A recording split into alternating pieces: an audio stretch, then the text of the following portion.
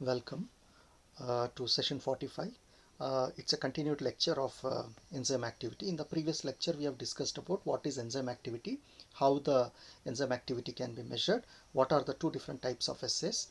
One is a discontinuous assay and some enzyme assays are continuous assay.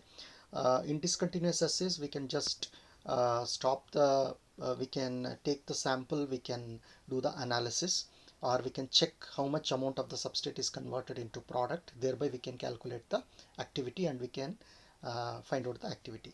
In a continuous assay, the reaction will be progressing and continuously we can take the uh, activity, we can assess the continuous activity of the enzyme. So how to do these kinetic measurements? How to do this kinetic measurements, that we'll be discussing in this topic.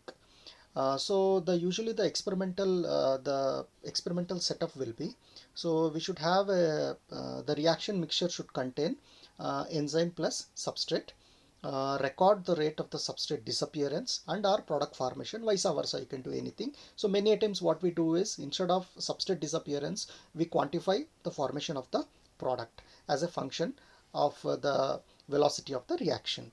So how, to what extent, to how fast the substrate is getting broken down into product.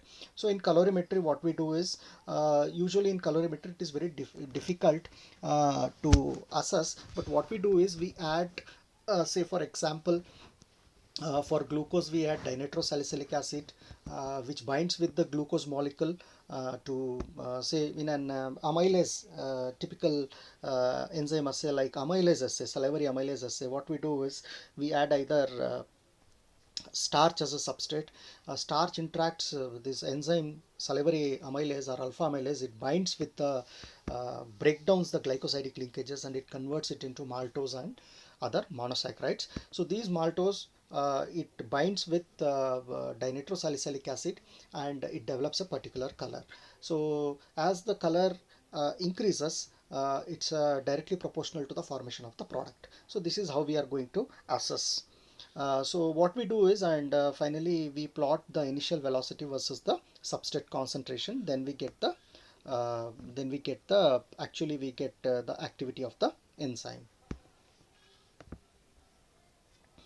So in fluorescence spectroscopy, it reveals the existence of enzyme substrate complexes and what they are made up of. A compound is exposed to UV light, which excites certain molecules and causes them to emit light at lower wavelength, which is in the visible light range.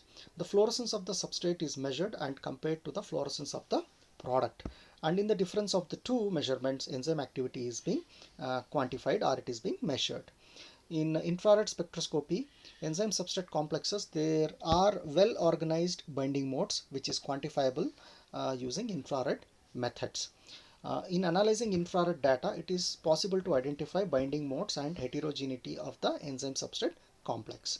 So this is a very simple outline of how UV visible spectroscopy works. So here we have the light source and there is a lens and monochromator which splits the light and it passes through the sample and we get an optical density. So this is how we can measure the activity of the enzyme by using UV visible spectroscopy, and this is the schematic of the principle of the fluorescence spectroscopy.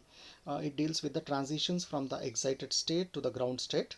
In contrast, ultraviolet spectroscopy deals with the transitions from the ground to the excited. Even we can measure by using chromatography also the activity of the enzyme.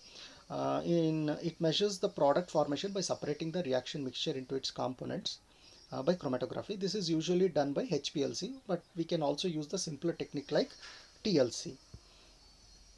So thank you one and all.